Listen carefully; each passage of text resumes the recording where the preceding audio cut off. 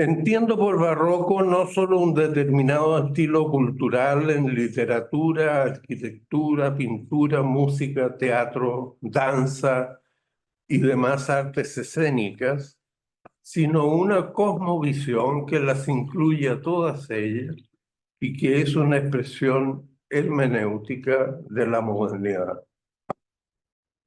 Su origen es muy preciso y se refiere a una de las consecuencias de la masificación del texto escrito en Europa, introducido por la imprenta, lo que llamó Marshall McLuhan la emergencia de la galaxia Gutenberg.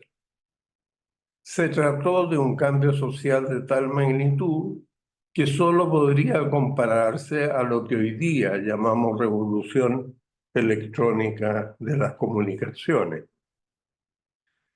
La introducción masiva del texto escrito no elimina ciertamente la oralidad de las miles de lenguas habladas en todas partes del mundo, pero no cabe duda de que las obliga a acomodarse a la tecnología de la escritura. Cambios equivalentes, aunque circunscritos, se habían experimentado en el occidente con el sincretismo helenista de Alejandro Magno, quien fue discípulo de Aristóteles, eh, y con el latín de Séneca y del Imperio Romano.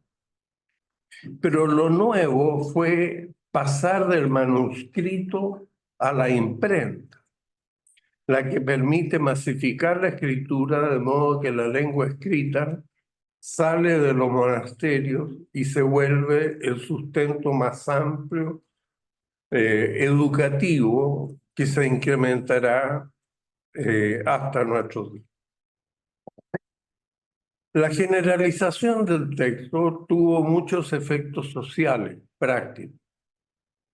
Entre ellos quisiera mencionar el incremento del registro numérico y de su mayor complejización, geometría analítica, cálculo y estadística. La generalización de la ley y de su majestad por encima del arbitrio y el consiguiente impulso a la creación del Estado de Derecho a nivel nacional e internacional. El profesionalismo en el uso de las armas por parte de cuerpos nacionalmente controlados. Y finalmente, el uso sistemático de la crítica social por parte de la opinión pública, acostumbrada a observar la maledicencia, la trampa, la indecencia, el cinismo, el disimulo y la impudicia de los poderosos. Con el cambio científico de la cosmología, fue tal vez lo más importante en esta función crítica de la sociedad, la pérdida de la unidad cosmológica de la ética. Es decir, su referente más importante deja ser la naturaleza para quedar en adelante la propia sociedad humana como referente de sí misma. En cierto sentido, la llamada ley natural surge justamente como compensación de la unidad cosmológica perdida. La difícil convivencia entre la oralidad y la literalidad se vuelve común en el siglo XVII, dando origen a dos tendencias distintas para solucionar esta tortuosa relación. La Ilustración por una parte y el Barroco por la otra. La Ilustración sigue la línea analítica de Descartes con su discurso del método, continuándola con Leibniz y Kant. Representa así la primacía y prominencia del lenguaje escrito sobre la oralidad, la cual queda para algunos relegada al mito, la superstición y el oscurantismo. El barroco, por su parte, toma también como punto de partida a Descartes, pero esta vez no como discurso del método, sino como meditaciones metafísicas, continuándolas con las filosofías de Malebranche y de Pascal hasta nuestros días. En este último autor leemos la memorable sentencia de que el corazón tiene razones que la razón desconoce. En otras palabras, a la analítica del texto escrito se le contrapone el corazón humano, en el sentido bíblico, o la conciencia subjetiva propia de la tradición oral, del ritual y de la costumbre. Podría decirse en consecuencia que en la modernidad conviven dos modernidades, la ilustrada y la barroca. No son dos fenómenos distintos, sino un mismo fenómeno nacido con la imprenta, pero que tiene dos caras. Aunque esta macrotendencia es global, y hay ilustración y barroco al menos en todo el mundo occidental, en España se dio el barroco con especial fuerza durante el siglo XVII. Quisiera mencionar al respecto al inigualable Don Quijote de la Mancha, de Cervantes, al Gran Teatro del Mundo, de Pedro Calderón de la Barca, al Criticón, de Baltasar Gracián, entre los monumentos literarios, como a Velázquez y Goya en la pintura. Que los sueños de la razón producen monstruos, da a Goya la premonición de la psicología profunda, un par de siglos antes de que ella se produzca. Pero sería impensable la existencia de este verdadero monumento cultural sin el surgimiento de la picaresca barroca. Lo que estos autores describían literaria o pictóricamente era lo que todo el pueblo ya sabía al amparo de la sabiduría de la oralidad. A diferencia de la Ilustración, la oralidad en el barroco no queda disminuida y despreciada, sino más bien enaltecida como sabiduría. La figura de Sancho Panza al lado del Quijote es un testimonio indesmentible de ella. Como ninguna otra región del mundo, América Latina se vio tempranamente influida por la cultura barroca. En el mismo año 1492, cuando Colón llega a América, el padre Antonio de Nebrija publicaba en Sevilla la primera gramática de la lengua castellana. Cuando se produce la colonización de América, los españoles saben leer y se encuentran con pueblos muy civilizados, pero ágrafos. Tanto esta asimetría como también la proclamación del castellano como lengua oficial del reino dieron origen a un sincretismo castellano aborigen que se impuso a las culturas criollas por espacio de 3 siglos. Con este sincretismo cultural se impuso el catolicismo y se dio gobernabilidad al mestizaje resultante de las uniones maritales entre los conquistadores, los aborígenes y los restantes pueblos que migraron a nuevos reinos bajo distintos títulos. Como lo reflejó poco después la Escuela de Salamanca, todos los pueblos fueron respetados en su autonomía cultural, aunque ciertamente los hechos se alejaran a veces de los títulos jurídicos reconocidos. Como la evangelización de América se realizara paradojalmente fundada en el Concilio de Trento, que reglamentaba estrictamente la liturgia oficial contra las tendencias reformistas, luteranas y calvinistas, se creó un amplio espacio para las devociones y la piedad popular de un pueblo no letrado que difícilmente podía comprender la teología canónica con sus diversas alternativas. La arquitectura, la pintura, los autos sacramentales y las devociones populares poblaron el espacio sagrado y lo hacen hasta el día de hoy. La devoción a la Pachamama, por ejemplo, muestra con claridad que la Madre Tierra no es diferente a la Madre de Cristo, en quien se reúne el sentido de todos los creados. Igual fenómeno podría indicarse en relación al templo, en cuyo caso queda simbolizada la sacralidad de la naturaleza, junto a la magnificencia de los volcanes y de los ríos, al sonido del agua, a los olores de las flores y de los difuntos que pueblan los cementerios.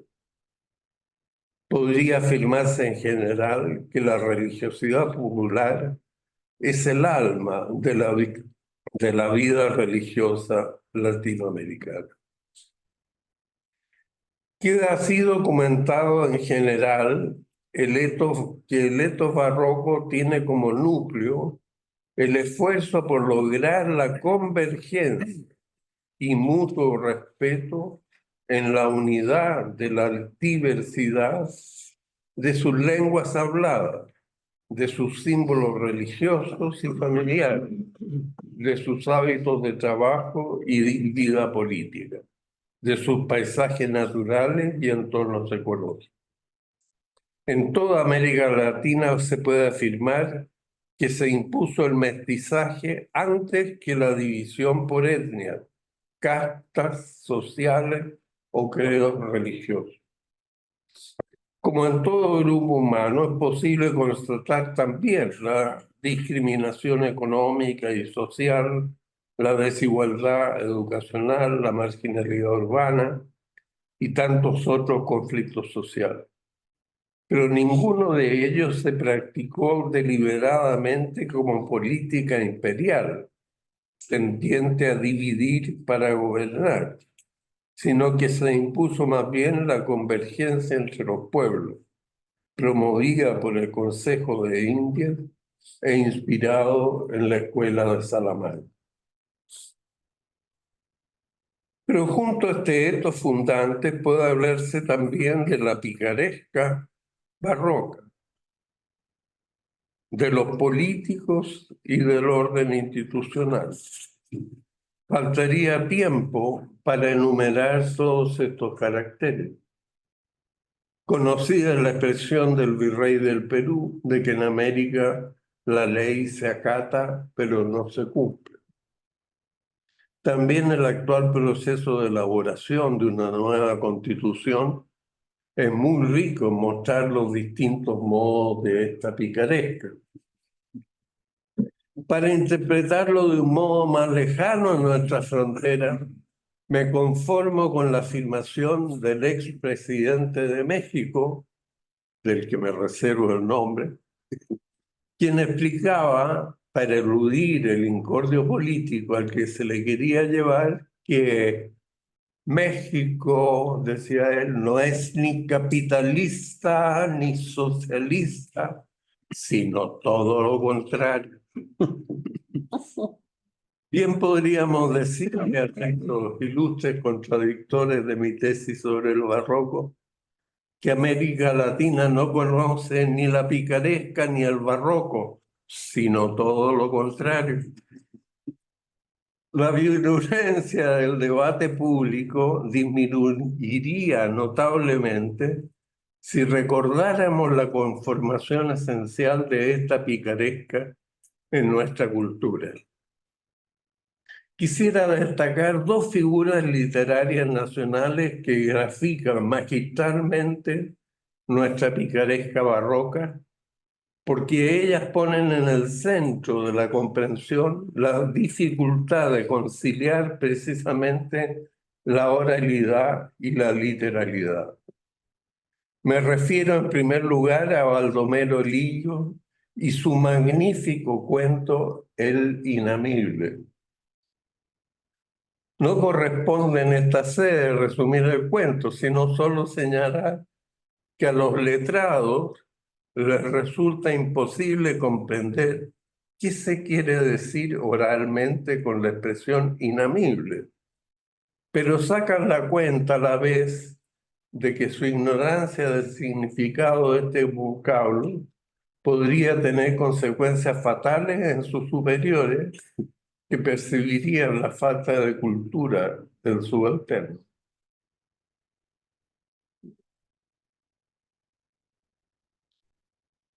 El segundo ejemplo al que quisiera aludir es nuestro destacado jugador de fútbol, Gary Medel, quien ante la prensa explicó que al jugador chileno le sobra o le falta, según el caso, chispeza para enfrentar las alternativas de los encuentros.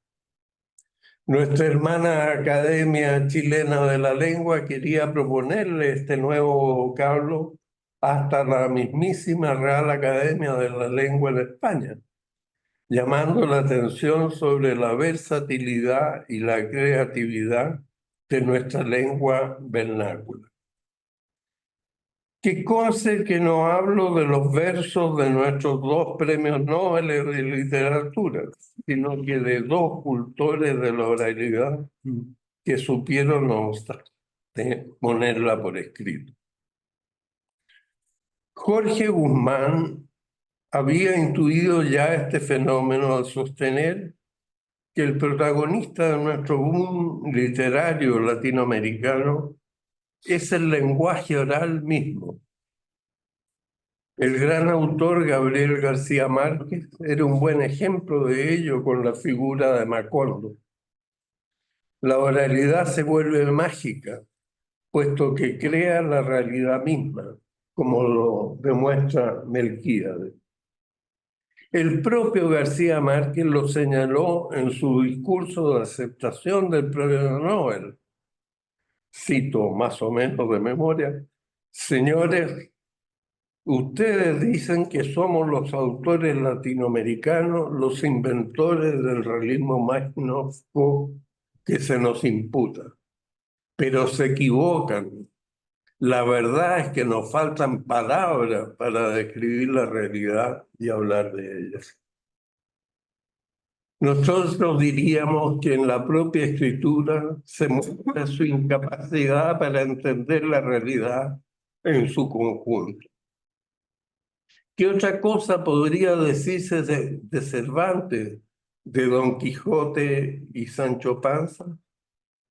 La sola literalidad ve ogros en los molinos de viento, y a la dama Dulcinea del Toboso en la campesina Aldonza Lorenzo. Esta misma incompletitud podría señalarse de nuestra política, economía, educación, como de la cultura latinoamericana en general. Expresamos en la Ilustración al barroco disfrazado, o bien siguiendo la expresión del psicoanálisis, al barroco reprimido por la vergüenza de su oralidad analfabeta. Por ello he planteado desde hace décadas la hipótesis del ocultamiento del mestizo en América Latina. Tuvimos en el siglo XIX una burguesía afrancesada que en el siglo XX se ha norteamericanizado y que hoy se vuelve cosmopolita. Pero en el fondo sigue siendo mestiza. Evidentemente el mestizaje se ha hecho más complejo a raíz de como fruto de los flujos migratorios internacionales, pero su barroquismo sigue vigente como antaño, en cuanto a mediar entre oralidad y literalidad en el modo propio de los signos culturales. Concluyo. La etapa actual que comenzamos a vivir tiende a sustituir la galaxia Gutenberg por la galaxia de Internet y una nueva modalidad resultante. Es muy pronto para saber todos los cambios que traerá para la evolución social, pero con mucha razón y clarividencia, Zygmunt Bauman ha acuñado el concepto de modernidad líquida para describirla, y sería el próximo paso a analizar. Lo dejamos para otra oportunidad. En todo caso, puede decirse que la oralidad ha conseguido un nivel de legitimación que no tenían los tiempos de la escritura. Y a la vez es la estructura simbólica de la sociedad la que sirve de eslabón para totalizar todo el fenómeno social en sus relaciones recíprocas, constitutivas y en su gobernabilidad. Razón y corazón parecen darse de la mano, aunque no siempre en armonía y sin contradicciones. Desde este punto de vista podemos decir que América Latina continúa siendo barroca, aunque iniciando una nueva etapa. Seguir hablando del barroco no es una cuestión esencialista, como a veces se me ha reprochado infundadamente, sino una realidad empírica que se logra descubrir cuando se levanta la mirada desde las inmediatas apariencias institucionales de la sociedad al horizonte de más largo plazo, donde vive y crece la cultura de todas las naciones.